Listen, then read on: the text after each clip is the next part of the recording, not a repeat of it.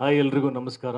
ಮೊದಲನೇದಾಗಿ ಇಷ್ಟು ಪ್ರೀತಿಯಿಂದ ಇಲ್ಲಿ ನಮ್ಮ ಮುಹೂರ್ತಕ್ಕೆ ಬಂದಿರೋದಕ್ಕೆ ಎಲ್ರಿಗೂ ತುಂಬ ಹೃದಯದ ಧನ್ಯವಾದಗಳು.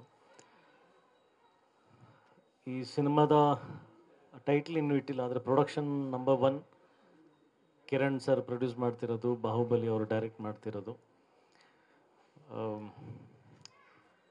ಆ್ಯಕ್ಚುಲಿ ಯುದ್ಧಕಾಂಡ ಸಿನಿಮಾ ಶೂಟಿಂಗ್ ಪ್ರಾಸೆಸ್ಸಲ್ಲಿ ನನಗೆ ಬಾಹುಬಲಿ ಅವರು ಬಂದು ಸರ್ ಒಂದು ಸಬ್ಜೆಕ್ಟ್ ಹೇಳಬೇಕು ಅಂತ ಹೇಳ್ತಾಯಿದ್ರು.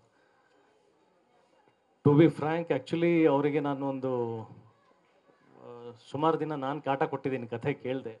ಬಿಕಾಸ್ ಏನಪ್ಪ ಅಂದರೆ, ಪರಿಚಯ ಇರೋವಂಥ ಡೈರೆಕ್ಟ್ರು, ಗೊತ್ತಿರೋವಂಥ ಡೈರೆಕ್ಟ್ರು, ಅವ್ರಿಗೆ ನಾವು ಮಾಡಲ್ಲ ಅಂತ ಹೇಳೋಕ್ಕಾಗೋದು ಬಹಳ ಕಷ್ಟ. ಮಾಡೋಕ್ಕಾಗಲ್ಲ ಅನ್ನೋ ವಿಷಯ ಏನಪ್ಪ ಅಂತಂದರೆ ಅವ್ರ ಮೇಲೆ ನಂಬಿಕೆ ಇಲ್ಲ ಅಂತಲ್ಲ. ಬಿಕಾಸ್ ಅವರು ಅಸೋಸಿಯೇಟಾಗಿ ವರ್ಕ್ ಮಾಡಿದ್ದು ನೋಡಿದ್ದೀನಿ. ಸಿಕ್ಕಾಪಟ್ಟೆ ಟ್ಯಾಲೆಂಟೆಡ್ಡು, ಸಿಕ್ಕಾಪಟ್ಟೆ ಹಾರ್ಡ್ ವರ್ಕರು, ಸಿಕ್ಕಾಪಟ್ಟೆ ಪ್ಯಾಷನೇಟ್ ಆಗಿರುವಂಥ ವ್ಯಕ್ತಿ. ಸಿನಿಮಾ ಸಿನಿಮಾ ಸಿನಿಮಾ ಅಂತಲೇ ಇಷ್ಟು ವರ್ಷ ಓಡಾಡ್ಕೊಂಡಿದ್ದಂಥ ವ್ಯಕ್ತಿ. ನಾವು ಒಂದು ಸಿನಿಮಾ ಮಾಡಬೇಕಾದ್ರೆ ಆ ಸಿನಿಮಾ ಯಾವಾಗ ಮುಗಿಯುತ್ತೆ, ಯಾವಾಗ ರಿಲೀಸಿಗೆ ಹೋಗುತ್ತೆ, ಅದಕ್ಕೆ ಎಷ್ಟು ಟೈಮ್ ತೊಗೊಳುತ್ತೆ ಗೊತ್ತಿರಲ್ಲ. ಹಾಗಾಗಿ ಒಬ್ಬ ಡೈರೆಕ್ಟ್ರಿಗೆ ನಾವು ಕಥೆ ಹೇಳಿ ಅವರು ಒಂದು ನಿರ್ಮಾಪಕರನ್ನ ಹುಡ್ಕೊಂಡು ಬಂದಿರ್ತಾರೆ. ಆ ಪ್ರಾಸೆಸ್ ಇದೆಯಲ್ಲ, ಸಿಕ್ಕಾಪಟ್ಟೆ ಕಷ್ಟವಾದಂಥ ವಿಚಾರ ಅದು. ಆ್ಯಸ್ ಎ ಹೀರೋ ನಮಗೂ ಸಾಕಷ್ಟು ಇನ್ಸೆಕ್ಯೂರಿಟಿಗಳು ಇರ್ತವೆ. ತುಂಬ ಪ್ಯಾಷನೇಟ್ ಆಗಿರೋ ಡೈರೆಕ್ಟ್ರು ಅವ್ರ ಕಥೆ ನಮಗೆ ಇಷ್ಟ ಆಗಿಬಿಟ್ರೆ, ಒಂದು ವೇಳೆ ಅದಕ್ಕೆ ಸೂಕ್ತವಾದಂಥ ನಿರ್ಮಾಪಕರು ಇಲ್ಲದೆ ಇದ್ದಾಗ ಅದನ್ನು ಅವ್ರಿಗೆ ಹೆಂಗೆ ತಿಳಿಸಿ ಹೇಳೋದು? ಬಿಕಾಸ್ ಒಂದು ಮಗು ಥರ ಇರ್ತಾರೆ ಯಾವಾಗಲೂ ಡೈರೆಕ್ಟ್ರುಗಳು. ಅವರಿಗೆ ಪ್ರಾಕ್ಟಿಕಾಲಿಟೀಸ್ ಗೊತ್ತಿರಲ್ಲ. ಸಿನಿಮಾ ಪ್ರೊಡಕ್ಷನ್ ಹೇಗಾಗುತ್ತೆ, ಪ್ರೊಡಕ್ಷನ್ ಆದಮೇಲೆ ಬರುವಂಥ ರಿಸ್ಕ್ಗಳೇನು, ಅದನ್ನು ನಿಭಾಯಿಸೋದಕ್ಕೆ ಫೈನಲಿ ಒಂದು ದೊಡ್ಡ ಬಲವಾದ ಸ್ತಂಭ ನಿರ್ಮಾಪಕನೇ ನಿಲ್ಲಬೇಕಾಗಿರೋದು, ಬೇರೆ ಯಾರೂ ಅಲ್ಲ. ಅದನ್ನೆಲ್ಲ ತಿಳಿಸಿ ಹೇಳಿ ನಾವು ಅವ್ರಿಗೆಲ್ಲೋ ಒಂದು ಕಡೆ ನಾವು ಅವ್ರಿಗೆ ಬೇಜಾರು ಮಾಡಬಾರ್ದು ಅನ್ನೋದು ಒಂದೇ ಒಂದು ಉದ್ದೇಶದಿಂದ ನಾವೇನು ಮಾಡಿರ್ತೀವಿ, ಅದು ಭಾಳ ಒಂದು ಎರಸುಮರಸಿರುತ್ತೆ.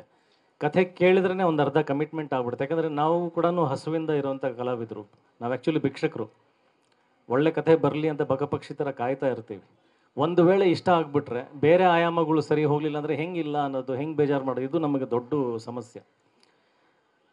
ಒಂದಿನ ಬಿಡುವಲ್ಲಿದ್ದಾಗ ಆಮೇಲೆ ಫೈನಲಿ ಬಾಹುಬಲಿ ಅವರ ಹಠ ಹೇಗಿತ್ತು ಅಂತಂದರೆ, ಒಂದಿನ ಮನಸ್ಸೋತು ನನಗೆ ತುಂಬ ಎಮೋಷ್ನಲ್ ಆಗಿ ಬಂದು ಕೇಳಿದೆ ಕಥೆನ. ನಾನು ಆಗಲೇ ಅಂದ್ಕೊಂಡಂಗೆ ಸಿಕ್ಕಾಪಟ್ಟೆ ಇಷ್ಟ ಆಗೋಯ್ತು. ಸಿಕ್ಕಾಪಟ್ಟೆ ಅಂದರೆ ಸಿಕ್ಕಾಪಟ್ಟೆ ಇಷ್ಟ ಆಗೋಯ್ತು. ಅಂದರೆ ನಾನು ಯುದ್ಧಕಾಂಡ ಓಕೆ ಹಿಂಗಾಗುತ್ತೆ, ನನ್ನ ಕ್ಯಾರೆಕ್ಟ್ರ್ ಈ ಥರ ಜನ ಇಷ್ಟಪಡ್ತಾರೆ, ಇದಾದಮೇಲೆ ಯಾವ ಥರ ಸಿನಿಮಾ ಮಾಡ್ತೀವಿ, ಒಂದು ಕನ್ಸ್ಟ್ರಕ್ಷನ್ ಲೆವೆಲಲ್ಲಿ ಇರ್ತೀವಿ, ಅದು ಬಯಸದೇ ಬಂದ ಭಾಗ್ಯ ಥರ. ಓಕೆ, ಈ ಸಿನಿಮಾ ಆದಮೇಲೆ ಈ ಥರದ್ದು ಒಂದು ಕ್ಯಾರೆಕ್ಟ್ರು, ಈ ಥರ ಆಯಾಮಗಳು, ಒಬ್ಬ ಪರ್ಫಾರ್ಮರಿಗೆ ಪರ್ಫಾರ್ಮೆನ್ಸ್ ಮಾಡುವಂಥ ಎಲ್ಲ ಲಿಬರ್ಟಿ, ಅಂದರೆ ದೊಡ್ಡ ಗ್ರೌಂಡ್ ಇದೆ, ಏನು ಬೇಕಾದರೂ ಎಲ್ಲಿ ಬೇಕಾದರೂ ಕುಣ್ಕೊಂಡು ಆಟ ಆಡ್ಕೊಂಡು ನಾವು ಪರ್ಫಾರ್ಮೆನ್ಸ್ ಮಾಡ್ಬೋದು. ಬಟ್ ಲಾಸ್ಟ್ ಫೈನಲ್ ಪ್ರಶ್ನೆ ಬಂದಿದ್ದು, ಈ ಥರ ಗೆಟಪ್ಗಳು ಇವರೆಲ್ಲ ಹೇಳಿದ್ರು 5 hours ಕೂತ್ಕೊಂಡು ನಾನು ಪೇಷನ್ಸಿಂದ ಕೂತ್ಕೋಬೇಕು, ಎ ಸಿಯಲ್ಲಿ ಕೂತ್ಕೋಬೇಕು. ನಾನು ಒಬ್ಬ ನಿರ್ಮಾಪಕನಾಗಿರೋದ್ರಿಂದ ನನಗೆ ಗೊತ್ತಿದೆ ಅದು ಎಷ್ಟು ಟೈಮ್ ತೊಗೊಳುತ್ತೆ, ಆ ಟೈಮ್ ತೊಗೊಂಡಾಗ ಅದಕ್ಕೆ ಎಷ್ಟು ದುಡ್ಡು ಬೇಕಾಗುತ್ತೆ ಅಂತ. ಸೊ ನನ್ನ ಪ್ರಶ್ನೆ ಇದ್ದಿದ್ದು, ಬಾಹುಬಲಿ ಇದು ತುಂಬ ದೊಡ್ಡ ಸಿನಿಮಾ, ನಾನು ಇಲ್ಲಿವರೆಗೂ ಮಾಡಿರೋದಕ್ಕಿಂತ ತುಂಬ ದೊಡ್ಡ ಸಿನಿಮಾ, ನಿರ್ಮಾಪಕರು. ಸೊ ಅದ್ರ ಬಗ್ಗೆ ತಲೆ ಕೆಡ್ಸ್ಕೊಬೇಡಿ ಸರ್, ನಿಮ್ಮ ಹತ್ರ ಬರ್ತಾಯಿದ್ದೀವಿ ಅಂದರೆ ಅದಕ್ಕೆ ಎಲ್ಲನೂ ನಾವು ಕೂಡ ತಿಳ್ಕೊಂಡು ಸರಿಯಾದ ವ್ಯವಸ್ಥೆಗಳೇ ಮಾಡ್ಕೊಂಡು ಬಂದಿದ್ದೀವಿ ಅಂತ ಅವಾಗ ಕಿರಣ್ ಸರ್ನ ಪರಿಚಯ ಮಾಡಿಸಿತ್ತು. ಕಿರಣ್ ಸರ್ನ ಮೀಟ್ ಮಾಡಿದ ಮೇಲೆ ನನಗೆ ಸಂಪೂರ್ಣ ನಂಬಿಕೆ ಬಂದಿದೆ, ಎಸ್ ಈ ಸಿನಿಮಾ ಏನು ಅಂದ್ಕೊಂಡಿದ್ದೀವಿ ಆ ಸಿನಿಮಾ ಆಗತ್ತೆ ಅಂತ. ಅವ್ರ ಮಾತು ಕಡಿಮೆ, ಸ್ಟೇಜ್ ಫಿಯರ್ ಅಂತ ಹೇಳಿದ್ರು, ಬಟ್ ತುಂಬ ಟೆರಿಫಿಕ್ ಮನುಷ್ಯ ಅವರು. ತುಂಬ ಡೇರಿಂಗು, ಮಾತಂದರೆ ಮಾತು, ಒಂದೇ ಮಾತಿಗೆ ಹೇಳ್ಕತ್ತಮ್ಮ ಏನು ನಾ ಮಾಟೆ ನಾ ಶಾಸನ ನಮ್ಮ ಮನದ, ಬಾಹುಬಲಿ ಪಿಕ್ಚರ್ ಥರ ಡೈಲಾಗ್ ಅವ್ರದ್ದು. ಸೊ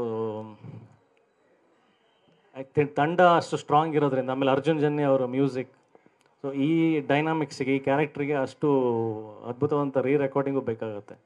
ಸೊ ಅಫ್ಕೋರ್ಸ್ ಇವರಲ್ಲಿ ಇರ್ತಕ್ಕಂಥ ಥಾಟ್ಸು, ಆ ಥರದ್ದು ಒಂದು ಪ್ರೊಡಕ್ಷನ್ ಕಂಪನಿ, ಆ ಥರ ಟೆಕ್ನಿಷಿಯನ್ಸ್. ಸೊ ನಮ್ಮ ಅರ್ಧ ಭಾರ ಮುಗೀತು. ಇಲ್ಲಿ ಒಬ್ಬ ಬರೀ ಕಲಾವಿದನಾಗಿ ಆ್ಯಕ್ಟ್ ಮಾಡ್ಬೋದು ಅನ್ನೋ ಒಂದು ನಂಬಿಕೆ ಬಂತು.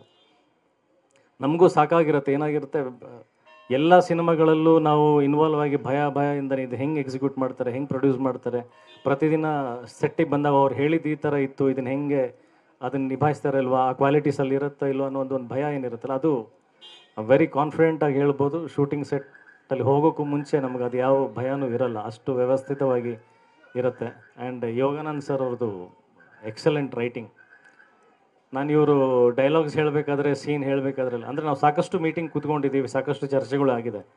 ನನಗೆ ಪ್ರತಿ ಸಲ ಒಂದು ತಲೆ ಇವ್ರದ್ದು ಡೈಲಾಗ್ಸು ಸೀನ್ಸ್ನ ಎಂಜಾಯ್ ಮಾಡ್ತಿದ್ರೆ, ಇನ್ನೊಂದು ತಲೆ ಇವ್ರ ಬಾಡಿ ನೋಡ್ತಾ ಇರುತ್ತೆ. ಈ ಬಾಡಿಗಳಿಗೆ ಈ ಥರದ್ದೆಲ್ಲ ಡೈಲಾಗ್ಸ್ಗಳು ಹೆಂಗೆ ಬರುತ್ತೆ? ನಾವೆಲ್ಲ ಓಕೆ, ಚಿಕ್ಕ ಹುಡುಗರಿದ್ದಾಗಿಂದ ತುಂಬ ಮಾಸಾಗಿ ಬೆಳೆದಿರೋದು, ಎಲ್ಲ ಪೋಲಿ ಆಟಗಳು ಮಾಡ್ಕೊಂಡು ಬೆಳೆದಿರೋದು, ಅದಕ್ಕೆ ಹೀರೋ ಆಗಿದ್ದು. ಬಟ್ ಈ ಥರ ಫಿಸಿಕ್ ಇಟ್ಕೊಂಡು ಆ ಥರದ್ದು ಮಾಸ್ ಡೈಲಾಗ್ಸ್ಗಳು ಅದೆಲ್ಲ, ಅದು ಒಂದು ದೊಡ್ಡ ಕ್ವಶನ್ ಇದೆ. ಯಾವತ್ತಾದರೂ ತಿಳ್ಕೊಬೇಕು ಯಾವಾಗ ಫ್ರೀ ಆಗಿದ್ದಾಗ. But excellent writing, excellent team, ತುಂಬ ಕಾನ್ಫಿಡೆಂಟ್ ಆಗಿದ್ದೀನಿ.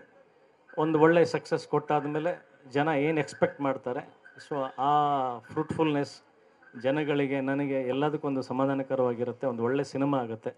ಬಾಹುಬಲಿ ಅವ್ರು ಹೇಳ್ದಂಗೆ ಇದನ್ನು ಕನ್ನಡದಲ್ಲಿ ಮಾಡ್ತಾ ಇದ್ದೀವಿ. ಸಿನಿಮಾ ತಾನಾಗೆ ಹೋಗುವಂಥ ಎಲ್ಲ ಶಕ್ತಿ ಆ ಸಿನಿಮಾಗಿರಬೇಕು.